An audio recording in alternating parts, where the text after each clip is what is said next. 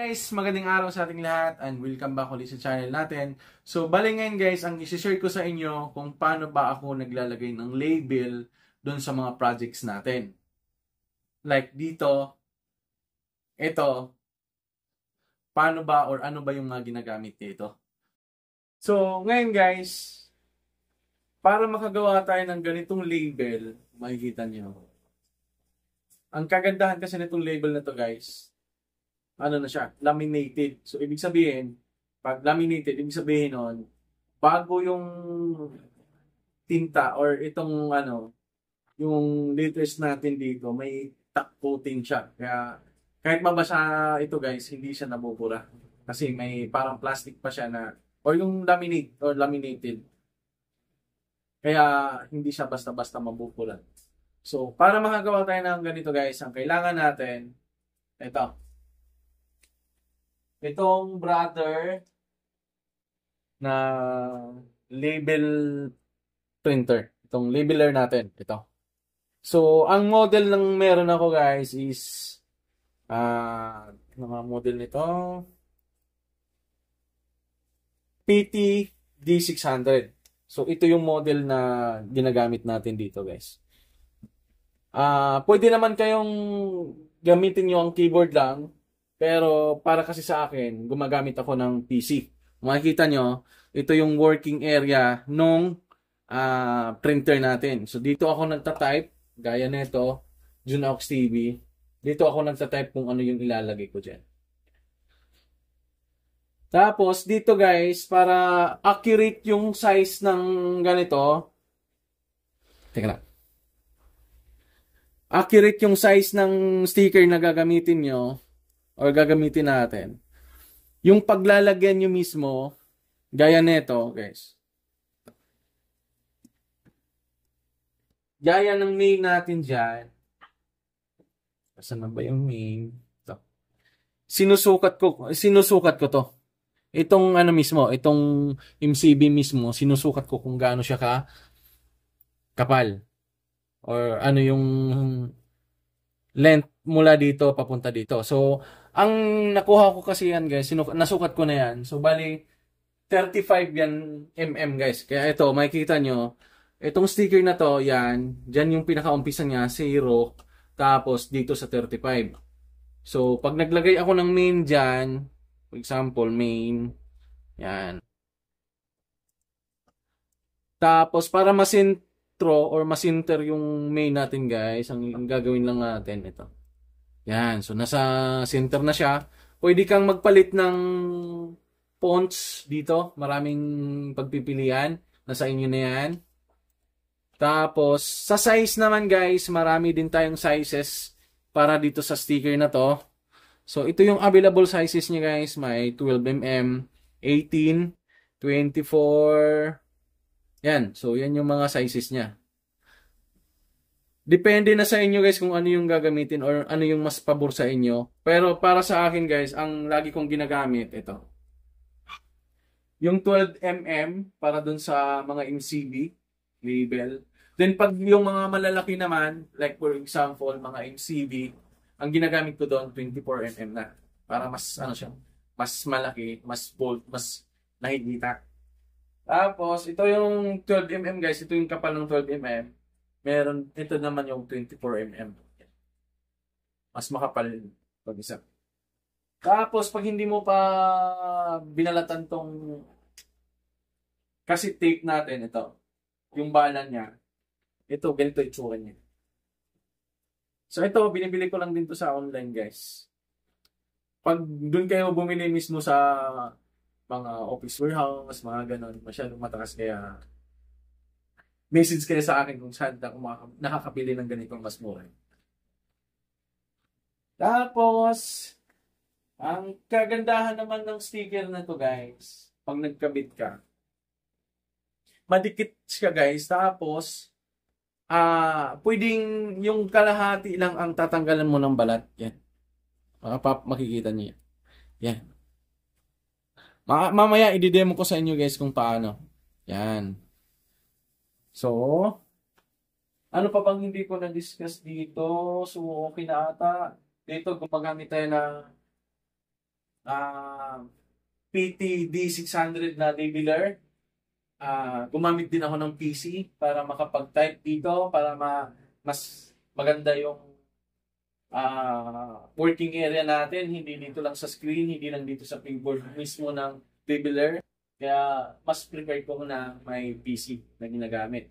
Then sa paglalagay naman guys, dito ipapakita ko na sa inyo din yung etong isa kasi, yung project na to, hindi pa tapos to. Talagang iniwan ko muna hindi idikit yung sticker para ma-share ko sa inyo kung paano ba ako nagdidikit ng label or mga label, sorry. So guys, samahan niyo ako. Idikit na natin yung mga label na na-print ko dito sa project natin. Let's go! So, yan guys, ang isa pang tip ko sa inyo kasi pagdating kasi sa single pole na breaker, like for example this one, itong mga to, hindi ka pwedeng mag-print ng ganito lang kaiksi. Pwede kang mag-print pero hindi siya sakto dun sa size ng MCB mismo. Kaya, ang ginawa ko na lang dito, lahat ng one pole na branches ko, ginawa ko siyang isa. Kaya nito, pinagsasama-sama ko na. Ganyan. Kaya ganun ang nangyari. So, itong main natin guys, ito yung pinaka-main natin which is ito yung 63 amperes. Ang gagawin mo lang dito, ito, tatanggalin mo lang yung pinaka-top. Ay yung itong nasa babaw. So, lalagay mo lang dito.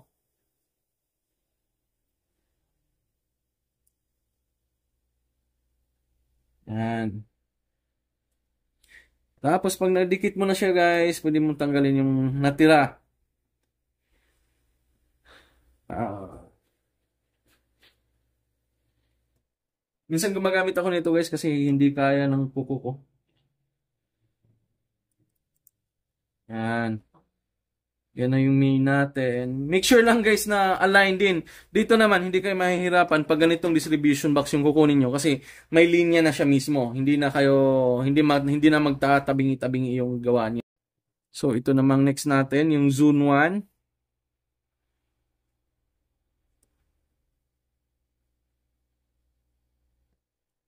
Yan.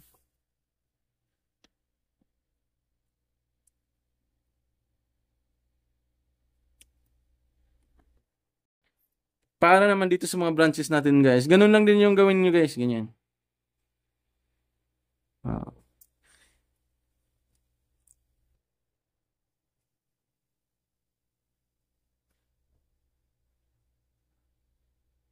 Yan. Tapos sa zone 2.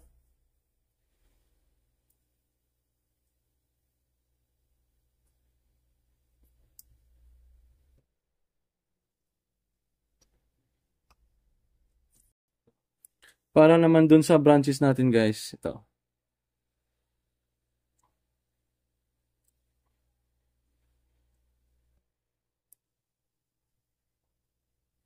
Ang ingatan niyo lang dito guys na hindi siya tabingi kasi pangit siya tingnan pag tabingi guys.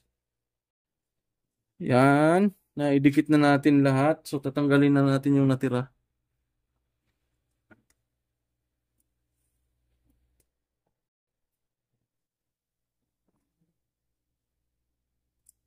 Ito pa. Tapos ito.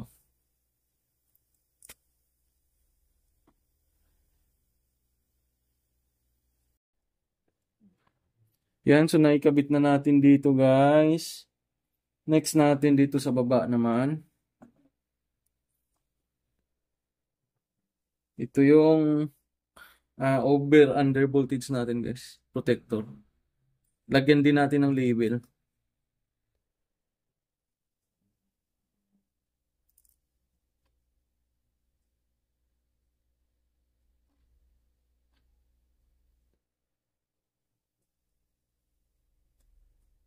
Yan. Tapos yung speedy natin.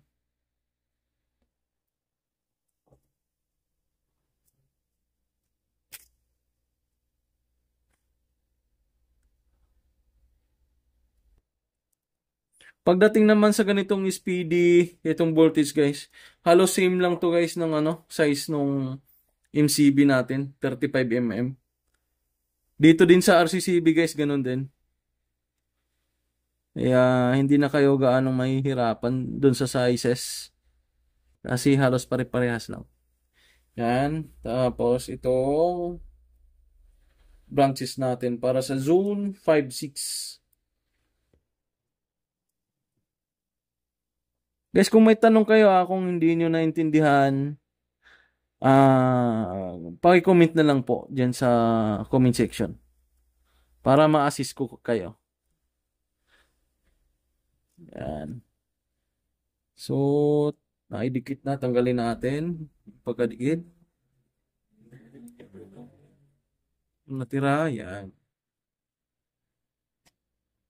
Guys, kung ano yung sa tingin nyo, maganda ba tong label na ginamit ko dun sa mga marami nang na-experience, paki-comment nga guys dyan sa baba kung ano yung iba't ibang labeler na ginagamit nyo. Para titingnan ko din kung may pangbili ako, try ko din.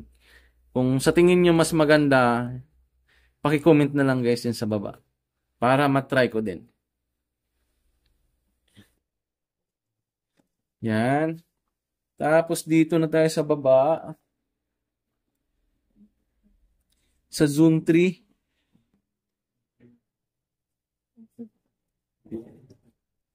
Sa zone 3. Anong masasabi nyo guys dito sa labeler na ginamit natin? Kung nagandahan ba kayo or may comment kayo guys, open naman ako dyan para at least mag-improve din ako. Kung baka kailangan ko magpalit ng printer para or kung may mas maganda pa kayong mas na-experience o na-encounter, edi try ko din para at least masubukan ko din guys.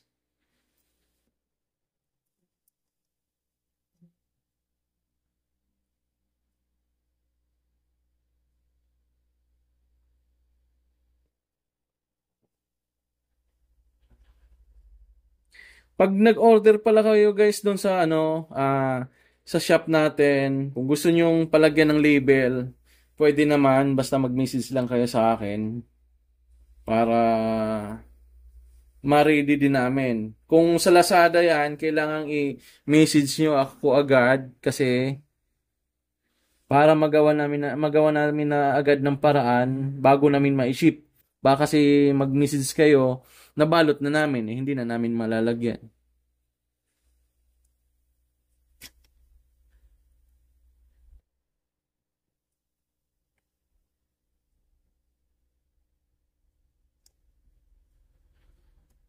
Yan, nakabit na natin. So, tanggalin na natin yung natira.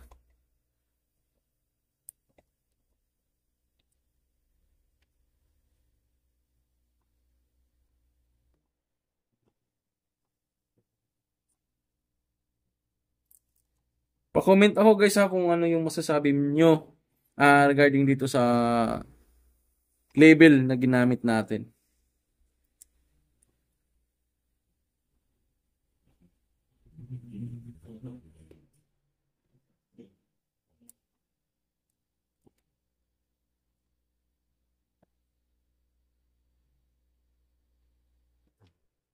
Yan, syempre.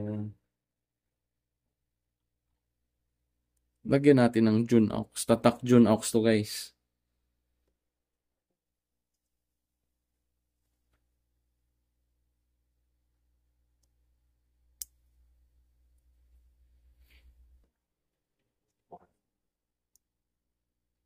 So yun na. Okay na. Yan. So ganyan na yung itsura niya guys pag nalagyan na ng label. Yan. Ito yung sa pinakataas natin. Pangalawa natin. At saka ito sa huling row natin guys.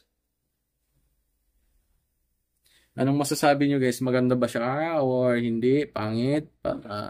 At least may idea din ako. Baka mas may alam kayo na mas maganda. Pa-comment sa baba.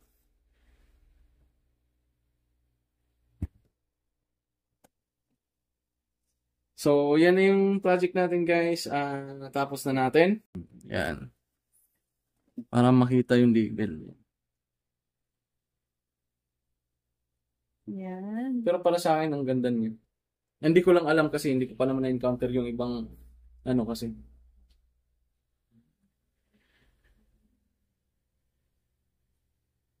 Yan.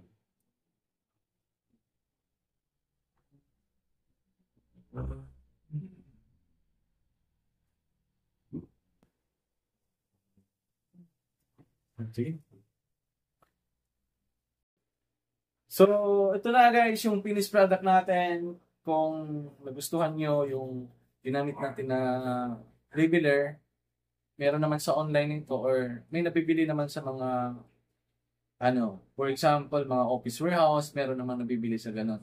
National Bookstore. Hindi ko lang sure kung meron sa National Bookstore guys, pero pag mga labeler na ganyan, SM meron guys, meron din, may nakita ako doon. So, yun lang guys, kung nagustuhan niyo yung ginamit natin na labeler, pa-comment na lang din sa baba kung approve kayo or kung may mas maganda, pa-comment na lang sa baba. So, yun lang guys ang na-share natin sa araw na to. So, maraming salamat sa patuloy na suporta.